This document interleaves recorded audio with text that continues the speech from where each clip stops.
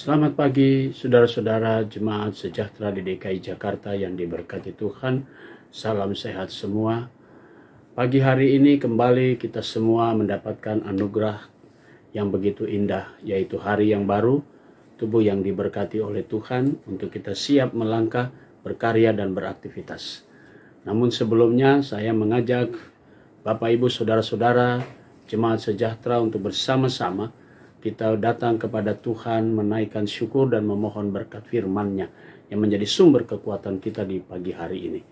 Mari kita satu di dalam doa. Segala puji dan syukur kami naikkan padamu ya Bapa di surga atas segala berkat Tuhan. Pagi ini kami semua boleh menikmati anugerah Tuhan, di mana Tuhan sudah memberi kami kembali hari yang baru. Sebelum kami melangkah, beraktivitas dan berkarya, kami ingin Tuhan penuhi kami, hati dan pikiran kami dengan firman-Mu. Karena itu karuniakan kami Roh Kudus-Mu, supaya kami semua dapat memahami dan mengerti akan firman Tuhan, dan seluruh langkah kami selalu kami berlakukan segala firman-Mu. Berfirmanlah kepada kami semua ya Yesus Kristus, kami siap untuk mendengarkannya. Amin. Saudara-saudara, pagi hari ini pembacaan Alkitab kita terambil dalam kitab Injil Matius, pasalnya yang ke-26 ayat 30 sampai dengan ayatnya yang ke-35. Penekanannya pada ayatnya yang ke-34 yang berkata, Yesus berkata kepadanya, "Aku berkata kepadamu, sesungguhnya malam ini sebelum ayam berkokok engkau telah menyangkal aku 3 kali. Demikian firman Tuhan. Judul yang menjadi landasan renungan kita berkata, jangan obral janji kalau tidak mampu ditepati.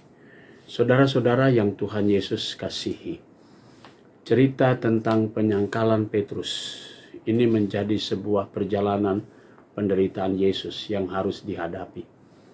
Bahwa ada murid yang memang secara teori, secara kata-kata, dia punya semangat untuk mengucapkan segala sesuatu yang mendukung pelayanan Yesus, bahkan yang berjanji akan membela Yesus. Semua kata-kata itu hanyalah sebuah kata-kata yang kemudian ternyata sukar untuk ditepati. Mudahnya orang berkata-kata, mudahnya orang mengucap janji, tapi soal untuk penempatan atau menepati atau mewujudkan janji atau kata-kata itu, mungkin itu yang menjadi pertanyaan besar pada setiap pribadi. Saudara-saudara yang Tuhan Yesus kasihi, perjalanan Via Dolorosa yang sedang dihadapi oleh Yesus sekarang ini, ketika dia memperingati akan murid-muridnya bahwa tidak mudah untuk menjadi pengikut Kristus, karena orang banyak akan menuntut pertanggungjawaban apa yang kita lihat, apa yang kita tahu, apa yang kita sudah alami dalam hidup ini. Maka karena itu bukanlah hal yang mudah juga untuk berkata-kata ya dengan segenap hati, padahal secara pribadi kita terkadang tidak sanggup untuk memenuhi segala perkataan itu. Nah, saudara-saudara, apa yang diingatkan oleh Yesus kepada Petrus ini menjadi bukti bahwa ucapan Yesus itu benar-benar ucapan yang membawa bukti nyata bahwa dia adalah Tuhan, sehingga dia bisa tahu batas-batas manusia atau kekuatan manusia. Sehingga Yesus selalu mengingatkan ketika ada orang yang dengan arogansinya, dengan kesombongannya, dia mudah untuk mengucapkan segala janji, tapi tidak mampu untuk menjadi mewujud nyatakannya.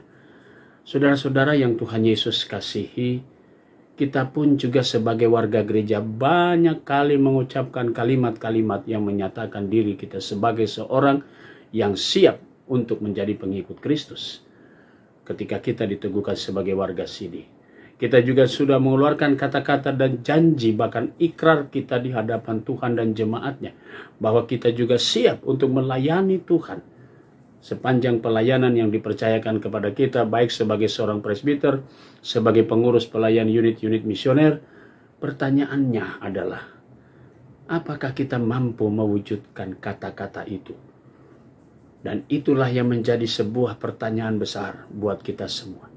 Mudahnya orang berkata-kata, ya dengan segenap hatiku. Tapi sangat sukar ketika dia dituntut untuk mewujud nyatakan apa yang diucapkan ketika dia berjanji di hadapan Tuhan dan disaksikan jemaatnya. Saudara, Itu yang sering terjadi. 1000 alasan kita selalu mengelak. 1000 kata-kata keluar, kalimat keluar dari mulut kita. Dan kita juga berusaha untuk membenarkan diri. Sikap kita, cara kita, baik itu mengundurkan diri, baik itu kita tidak mau dibebani dengan segala pekerjaan pelayanan dan sebagainya. Itu membuktikan bahwa ternyata kita hanya bisa mudah berkata-kata, tapi tidak bisa mewujudkan setiap perkataan kita. Nah, saudaraku, mari. Kalau ada sebuah lagu yang mengatakan, bukan sekedar ucapan yang keluar dari mulut, tetapi hati ini hanya Tuhan yang tahu. Karena itu, mari kita koreksi diri kita. Apakah ucapan yang pernah kita keluarkan, itu sungguh-sungguh kita keluarkan di hadapan Tuhan dan disaksikan jemaat? Karena itu semua akan terwujud ketika saudara dan saya diutus oleh Tuhan. Setialah pada perkataan kita.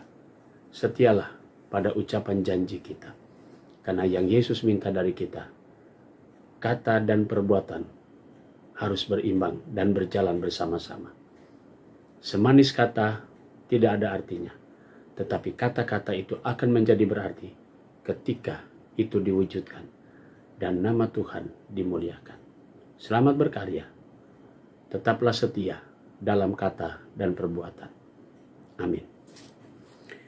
Mari saudara-saudara kita satu di dalam doa. Kita berdoa. Bapa Surgawi, terima kasih untuk pagi hari ini atas firman-Mu. Kami menghayati terus akan peristiwa Via Dolorosa yang dalam minggu-minggu ini kami sedang hadapi dan peringati. Biar kami menghayati supaya kami tidak menyangkal dan supaya kami tidak mudah mengucapkan janji tapi tidak mampu untuk mewujudkannya. Ajar kami untuk setia dalam kata dan perbuatan. Pagi hari ini kami mau berdoa untuk jemaat Tuhan, jemaat sejahtera di sektor pelayanan 1 sampai dengan sektor pelayanan 5. Tuhan Yesus memberkati. Terkhusus kami berdoa untuk keluarga Ibu Noviana dan keluarga Bapak Firmansyah. Tuhan Yesus berkati keluarga-keluarga ini dengan berkat-berkat Tuhan. Kami berdoa untuk jemaat Tuhan yang hari ini merayakan ulang tahun kelahiran. Adik Francisca Natali Susanto, Saudari Tessa Intanya Tobing, Ibu Sukarni, Ibu Nesi Watimena Risambesi. Tuhan memberkati saudara-saudara kami atas pertambahan usia kelahiran mereka. Demikian juga dengan keluarga-keluarga yang merayakan ulang tahun perkawinan. Keluarga Bapak Yabes Kolo Solini dan Ibu Yuli Yanti. Tuhan berkati sukacita jemaat-Mu yang menikmati pertambahan usia perkawinan. Kami berdoa juga untuk jemaat Tuhan yang dalam keadaan tubuh yang lemah. Sektor pelayanan 3, Ibu Ani Parhusip Nainggolan, Bapak Boy Kainama, Ibu Kristina Sitorus, Ibu Elsia Tumiwa, Ibu Elizabeth Magdalena, dan Ibu Sari Asitungkil. Tuhan berkati orang-orang yang kami kasihi ini, beri kekuatan, beri pemulihan secara berangsur-angsur. Kami juga mau berdoa di pagi hari ini ya Tuhan, untuk pegawai kantor gereja, sejahtera, koster, keamanan, bahkan Satgas COVID-19. Tuhan berkati pribadi demi pribadi. Tuhan berkati juga akan keluarga-keluarga mereka. Kami juga mau berdoa untuk jemaat-jemaat GPIB dimanapun mereka berada. Kami mau berdoa untuk hamba-hamba Tuhan dalam menjalankan panggilan dan pengutusannya sebagai pelayan firman dan sakramen. Diberkatilah langkah pelayanan mereka semua dimanapun mereka berada. Secara khusus kami berdoa untuk hamba Tuhan, Pendeta Emeritus Metan Vanuan dalam pembaringannya di rumah. Kami serahkan semua proses pengobatan dalam tangan Tuhan. Biarlah berkat Tuhan selalu ada dan senantiasa Tuhan Yesus memberkati. Kami juga mau berdoa ya Bapa di surga untuk keluarga, istri dan anak-anak dalam doa dan permohonan mereka. Kami juga mau berdoa di pagi hari untuk Majelis Sinode GPIB, BP Mupel Jakarta Selatan. Berkati kami semua dalam tugas panggilan pelayanan kami masing-masing. Berkati keluarga, berkati karya kerja kami semua ya Bapa. Kami serahkan seluruh doa, ucapan syukur kami di pagi hari ini dalam nama Yesus Kristus, Tuhan dan Juru Selamat kami yang hidup. Amin. Selamat pagi, selamat berkarya, Tuhan memberkati saudara.